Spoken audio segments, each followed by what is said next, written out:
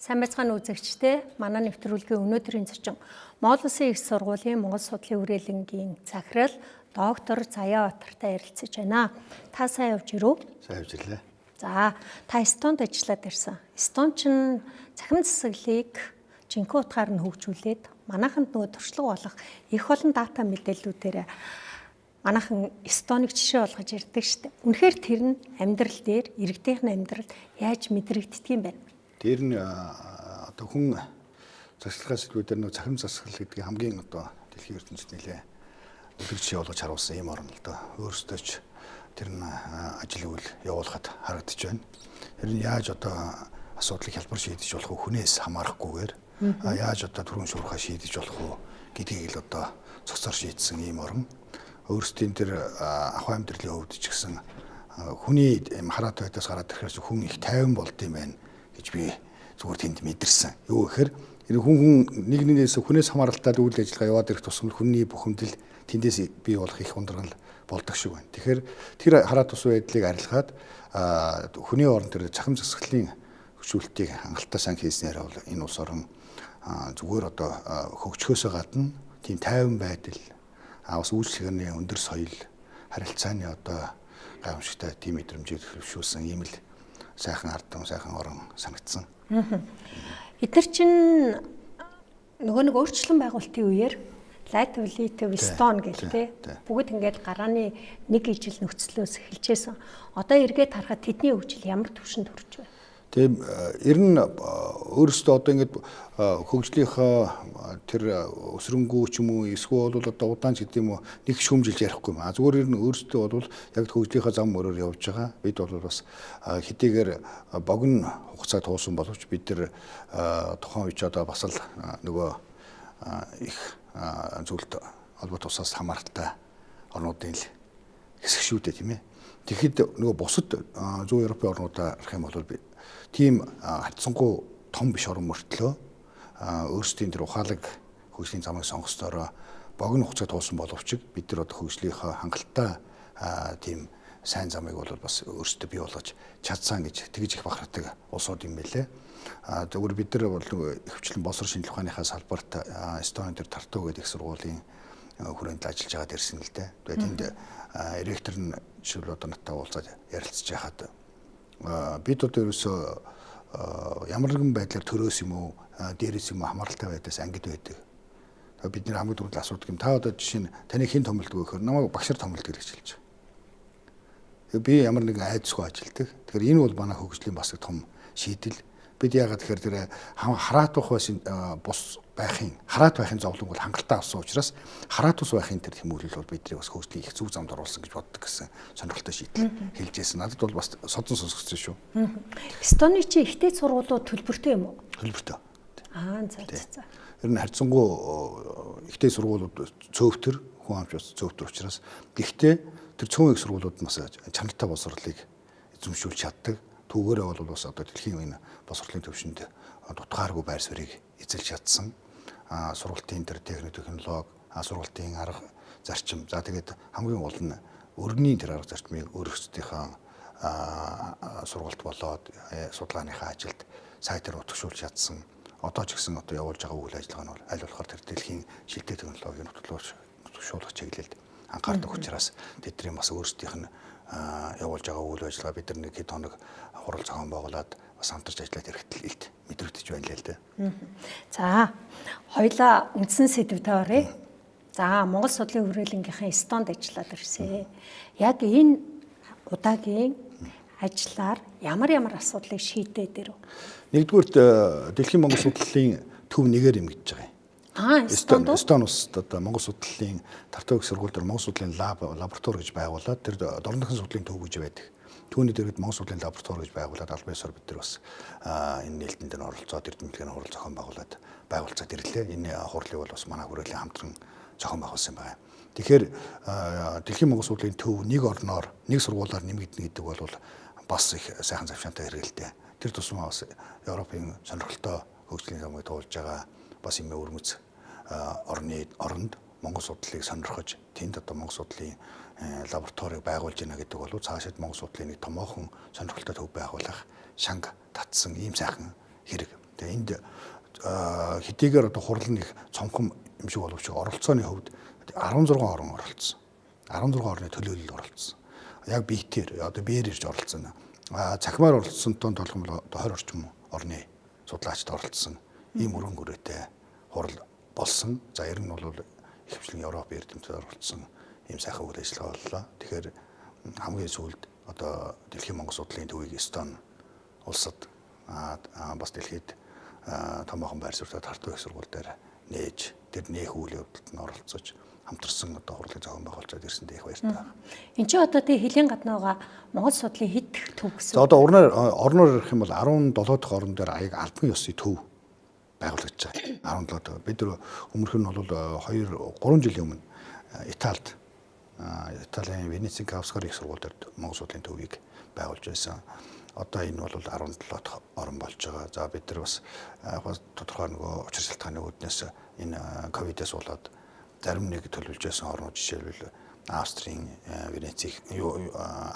Вений их сургууль дээр гэдэг юм уу Монгол судлалын төв хөгжүүлэх нэг асуудлын төр нь бас жоохон хойшилсан тал бий. Гэхдээ цар тахлын энэ цаг хугацаа бидний бас олон төлөвлөсөн ажлыг ингэж хойшлуулсан хэдий боловч бас тодорхой хэмжээндээ амжилттай хэрэгжсэн ажлуудын нэг маань энэ Эстон улс Тарту их сургууль дээр болсон үйл ажиллагаа юм байна. Тэгэхээр одоо жишээлбэл Эстонд Монгол судлалын төвийг байгуулчлаа. Яг энэ тохиолдол дээр тэнд багшлах боловсон хүчин үнэхээр үнд суурь одоо сургалт явуулах бааз нь яаж бүрдэж байгаа юм бэ? Тэгээ Монгол судлалын төвийг аливаа улсад байгуулах гэдэг бол тэнд хүн байх хэрэгтэй. Өөрөөр хэлбэл Монголыг судалдаг судлаач байх хэрэгтэй. Тэнд одоо нэг Оливтины Соливева гэдэг Орос гаралтай ийм сайн судлаач бий. Манай Эстоны их сургуулийн үндсэн профессор болоод Монгол судлалын төвийг одоо хариуцаж ажиллаж байгаа юм. Монгол судлалын төвийг хариуцаж ажиллахаасаа гадна тэр дорн дахин судлалын төвийнх нь эрхлэгч. Тэгэхээр энэ профессор бол өөрөө Монгол судлалаар нэлээд идэвхтэй ажилладаг. Монголын угсаатан судлал тэр дундаа Монголын аман соёл, аман зохио судлалын чиглэлээр ажилладаг ийм сайн судлаач. Залуу хүн боловч бас Монгол судлалын ертөнцид өөрөөр ингэсэн байр суурь эзэлсэн ийм судлаач байгаа. Тэгээ өөрөө тэр хичээлээ бол Монгол судлалын хичээлээ хөтөлж явуулна. Дээр нь Монгол Улсын их сургууль, Тарту их сургуулийн хооронд яг Монгол судлал дээр суурилсан Erasmus гэдэг нэг хөтөлбөр хэрэгждэг юм. Энэ хөтөлбөр бол маш нэлээд сонирхолтой хөтөлбөр. Европын их сургуулиуд дээр энэ хэрэгждэг. Манайд бол их ашигтай хөтөлбөр. Яагаад ашигтай гэхээр одоо бид нар ч нэг хөрөнгө мөнгө талаас нь харж байгаа юм чинь багш оюутан солилцооны хөтөлбөр ер нь голчилж. Гэхдээ манайхаас бол зардал гардаггүй хөтөлбөр. Өөрөөр хэлбэл Европын албаны санхүүжилт дээр хэрэгждэг ийм томоохон хөтөлбөр. Энэ бол бас Эстоны Тарту их сургууль дээр бид нар байгуулсан. Тэгэхээр манайхаас багш нар очиж тэнд урт богино хугацаагаар судалгааны ажлыг хийх зэрэгтэй бас Монгол судлалын үйл ажиллагаанд нь оролцох, нөгөө талаараа оюутан судлаач бас солилцох ийм боломж бүрдэж байгаа. Зүгээр шууд бид нар одоо очиод Монгол судлалын багшаар томилж ажиллах энэ төр дээр бол нөгөө санхүүгөө хөвж явах хэцүү л дээ. За тэгээд ингээ Монгол гээ ирсэн чинь яг Монгол судлалынхаа төвийг байгуулсан сургуулийн маань оюутнууд, эрдэмтэн багш нар манай улсыг хэр мэддэг юм бэ? Зүгээр одоо Эстоны залуучуудын хувьд юм тэнд сурж байгаа оюутан залуучуудын хувьд бол Монгол бол шин танил. Өөрөөр хэлбэл нэг тийм одоо дотн юм уу эсвэл бол их ойрцсон танил бол биш. Гэхдээ одоо бид тэдний сонирхлыг татаж байгаа. Одоо Монгол судлалын салбараар оюутан суралцж байна гэдэг чинь Монголын тухай бас хичээлийг үзье, судлыг гэсэн юм сонирхол байна гэсэн. Тэгэхээр энэ шин танил бол цаашлаад одоо судалгаа шинжилгээний сонирхол улам даамжраад ирэхээр монголчууд Монгол орнд тэдний хувьд бол бас нэлээд ойрын танилын нэг нь болох байхаа гэж найдаж байгаа. Тэр хүрээнд ч гэсэн бид нар одоо найдаад зогсох биш, үйл ажиллагаанд дэмжлэг үзүүлж хамтран ажиллах. Ялангуяа одоо Монгол судлалын холбоотой ном хэвлэлээр хангах. За болж өгөөд бас тодорхой хэмжээнд тэнд суралцж байгаа оюутан залуусаас энд урт богино хугацаагаар ачирч сургаж дадлгажуулах энэ чиглэл дээр бол бас нэлээд хамтарч ажиллахаар төлөвлөж байна. Зүгээр Эстон орны залуучуудын хувьд бол их тийм нэг талаасаа Европын орн, нөгөө талаасаа бас барууны тэр соёлд нэвтэрсэн өөрсдөө Эстон хэлээ нь бол үндсэн хэл нь. Дээр нь бол англи хэлийг бүгд ингээд нэвтрхий эзэмссэн. За дээр нь орос хэлтэй гэр сонирхолтой юм бас ус учраас Монгол судлалын судалгааны үндсэн хоёр хэл бол тэд мэдж байна гэсэн. Тэгэхээр Монгол судлалд бас нэвтэрч ороход дэлхийн бус судлаачдын зэрэгцүүлэхэд бас давуу тал тэдэнд байна. Та хэдийгээр Монгол судлалын төвөө Европод за Эстонд ингээ байгууллаа гэхээр оюутнууд жишээлбэл би сонирхыг судлын нөгөө эртний Чингис үү гэл тийм хандлага ажиглагдав. Тэгээ ер нь зүгээр бид бас аяа богино хугацаанд хурал оролцоол ирлээ. Манай тэр Алия манай ер нь Монгол судлалын ирээдүйнд ямар шиг байна өөрийнхөө сэтгэлийг сонсоход их сэтгэл хангалуун байна л да. Бид бол энэ богино хугацаанд бол Монгол судлалын нэлээд тийм хүчтэй төв болгохын төлөө ажилланаа, тийм боломж зохицол байна. Тэгэхээр тэр боломж зохицол байна гэдэг чинь тэнд сонирхож байгаа оюутан залууч байна гэсэн үг. Дээр нь тэр сургууль нь Монгол судлалыг хөгжүүлэх сонирхол байна гэсэн үг. Харьцангуй богино хугацаанд энэ Монгол судлалыг сонирхохын зэрэгцээ тэр сургууль бол энэ Монгол судлалын лабораторийг байгуулах гэдэг асуудлыг шийдсэн шүү. Энэ бол маш том төлөвлөс хөшүүрэг болдог. Өөрөөр хэлбэл бид нар дэлхийн одоо сургуулиуд дээр Монгол судлалыг байгуулъя ингээл сан солилцдог. Тухайн сургууль захиргаа нь бол удирдлага нь ойлгож хүлээн зөвшөөрч дэмжинэ гэдэг бол хамгийн том тээг байдаг. Тэгэхээр тэр дээг бол их богино хугацаанд хүчтэй дэмжлэг авсан орны нэг нь Эстон. Тэгээд тэр сургуулийн нэг нь бол Тарту их сургууль юм байна. Тарту их сургуулийн ректор бол маш уулзахтаа маш сэтгэл хангалуун байсан. Бид нар Монгол судлалыг бол хөгжүүлнэ. Монгол улсыг бол бид нар судлах ёстой. Монгол улстай бол сайн харилцаатай байх ёстой. Ядангуяа бид нар босоо шинжлэх ухааны салбарт бол үнэхээр одоо хүчтэй харилцаагаа хөгжүүлнэ гэсэн ийм сонирхол байдаг. Тэр түнд нь манай их сургууль манлайлал үзүүлэх гэж боддог. Тийм учраас одоо би ректор байгаа цагтаа манай сургуульд Монгол судлалыг бол хүчтэй дэмжсээр байгаа болно шүү гэдэг бол өөрөө шууд илэрхийлж байсан. Олон улсын харилцаа тэгээд нөгөө нэг хөлийн гадна байгаа сургууль хоорондын харилцаа ч гэсэн хамтын ажиллагаа ч гэсэн хүмүүс хоорондын харилцаан дээр маш их нөлөөлдөг л дөө. Тэгээ тэр хүмүүсийн эрг зөв сэтгэлийг зөв өнцгөөс мэдээлэл өгч чадвал хүлээж авч байгаа тал нь ч гэсэн нааштайгаар хүлээж авдаг шүү дээ. Тэгэхээр яг үнэхээр энэ Монгол судлалын төвийг өөрийнхөө сургууль дээр байгуулахыг хүсээд тэрийг ажил хэрэг болгож байгаа монголч эрдэмтний талаар та жишээлүүдийн бас дурдж хоёлаа ярих хэрэгтэй. Тийм ерөөсөө тийм яг үнэн. Одоо бид нар харилцаа гэдээ орохоор чинь байшин хоорондоо харилцдаг байхгүй. Байгууллага хоорондоо харилцдаггүй. Ерөөсөө байгууллагын харилцаа юунд очиж хүн дээр л тогтно. Тэгэхээр ерөөсөө гадаад харилцаа гэдэг бол хүний харилцаа. Тэгэхээр байгууллагын өндөр одоо бид нар Монгол судлалыг хөгжүүлэх гэж явахад яг уу одоо зарим хүмүүс ингээд харахаараа л гадна дотны явсан нөхдүүд байна л гэж хардаг. Үүндээ бол тэнд чинь нэг Монгол судлалыг хөгжүүлэе гэж очихоор бид нар бөөн доллар хармаалаад очиж байгаа ш тийм ээ. Зүгээр та нар одоо Монгол судлалыг сонирхоо очиж танад хөгжүүлэх боломж нь байна, уламжлалын юм байна гэж л ярьдаг болохоос биш. Бидэнд одоо та нар хөгжүүлэх юм бол ийм санхүүгийн дэмжлэг олгоё гэдэг боломж нь өнөөдөр хязгаарлагдсан байна шүү дээ. Тэгэхээр тэрний цаана Монголыг сонирхож байгаа тэр хүний тэгээд тэр хүн нөгөө сургууль байгууллагатаа нөлөөлөх чадвар дээр л энэ хөгжлийн одоо гарч идэл нь оршиж байгаа юм. Тэгэхээр одоо бид нар Европоос ингээд харах чинь тэр саяхан монголчууд хурал дээр итэл одоо Унгарын, Агнеш, за одоо тэр Их Британи, Америк, одоо Английн одоо тэр хин Хамфри гэл алдартай эрдэмтэн байж гин. Юуны Чехийн Карл их сургуулийн Веронико гэдэг одоо эрдэмтэн байж гин. Юуны Финляндийн Юхаян хүн ингээл хүмүүс байж байна. Ерөөсөө тэр хүмүүс бол бүгд л Монголыг сонирхсон сэтгэл дээр тухайн сургуультай одоо ойлгуулж Монгол судлалын ачааг үүрч ингэж л явж байгаа. Тэгэхээр бид энэ Монгол судлалыг хөгжүүлэх асуудал бол уг нь бидний асуудал шүү дээ. Гэвч одоо тэнд Монголыг сонирхсон, Монголыг судлалыг гэж насаараа одоо зүтгэсэн түүнийхээ хүчинд өөрийн сургууль дээрээс ойлгуулж Монгол судлалын төвийг тээж ачааг нь одоо хөтөж болж явж байгаа тэр монголч эрдэмтдийг бол бид нар үнэхээр одоо хүндэтгэн гэж хэлэхэд бол одоо хөнгөднө гэж ингэж боддог. Тэд бол бас үнэхээр дэлхийд бид нарыг хамгийн зөвөр тэр тусмаа шинжлэх ухааны замаар ойлгуулж таниулж байгаа одоо эрхэм гавьяатай улс үндсэндээ баг одоо Монгол түүх соёлын цалингүй элч нар гэж одоо ойлгож байна. Соёлын элч нар. Тий, соёлын элч нар тий. Та нар бас Чехийн Карли их сургуульд ажилласан шүү дээ. Тий, түүний өмнөх нь тий. Тэгсэн. За тэдний сургуулиар сонь сайхан юу ах юм? Карли их сургууль бол маш сонио. Одоо яг Монгол судлалын тэнхим гэж аль биесээр нэрлсэн цөөхөн одоо Монгол судлалын төв гэж нэрлэж байгаа газрууд маань бас яг Монгол судлал гэдэг дангаараа нэрлсэн газар бас ховор. Зарим нь Монгол төв судалч гэдэг юм уу те төв Аз ба Монгол судалч гэдэг юм уу янз янзаар нэрлэнэ. Аз судал дотроо Чехийн Карли их сургууль бол яг одоо Монгол судлалыг дагнаж нэрлээд тэгээд дэлхийд Монгол судлалын чиглэлээр гарч байгаа тогтмол гаргаж байгаа одоо цөөхөн сэтгүүлтэй газрын нэг нь Карли их сургууль. Тэр Монголика Фрагансиа гэдэг сэтгүүл уг нь бол Монгол төвд байсан. Одоо төвдийн асаад ерөөсөө дан Монгол судлал болгосон. Тэгэхээр энэ бол уламжлалын хувьд ч тэр одоо явж байгаа төв гэж бас ялангуяа монгол хэл судлалын хувьд хүчтэй төв. Түүнд анх одоо Вацик гэж нэртэй эрдэмтэн энэ монгол судлалыг үүсгэн хөгжүүлээд Монголын бас нэртэй монгол хэл судлаач Лувсан Дорж гэдэг хүн олон жилийн багшилсан да. Насан эцэслээ одоо бурхан болтлоо тэнд багшилсан. Тэр хүний бас гавь төтгөлөг бид энэ дээр дурсах ёстой. Ягаад тэгэхээр тэнд нэг л бүхэл бүтэн үеийн Чехийн монгол судлаач тэр тунд монгол хэл судлаачдыг бэлтгэсэн.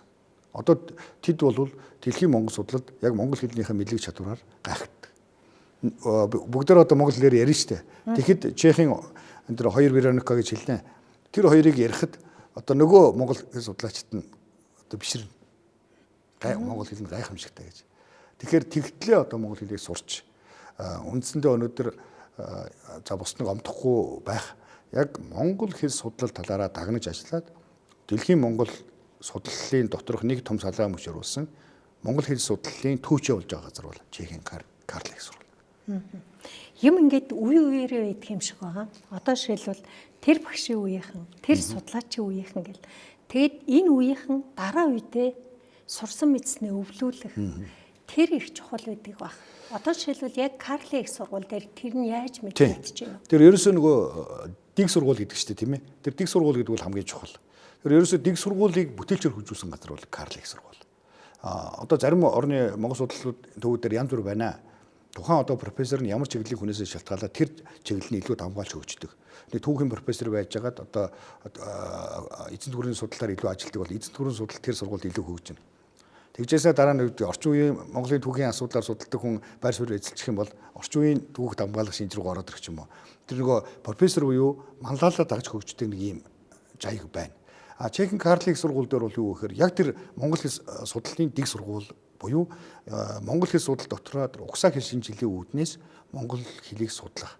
Өөрөөр хэлбэл монголчуудын тэр ахуй амьдрал соёл дундаас бий болсон тэр монгол хэл соёлын өвийг судалж нээж гарах. Тэр монголчуудын сэтгэлгээний онцлог бусад үндэснээс ялгаатай тэр онцлог ахуй амьдралынхаа тэр хэм маягаас яаж үүдэн гарч түүнтэйгээ яаж холбогдож гэнэ гэдгийг судалсан ийм сонин судалдаг ийм сонин дэг сургууль. Одоо манай тэр Вероника бол сүүлийн үед ямар зүйл дээр судалж байгаа нөхөр авиа дүүрэх үгийг судалж.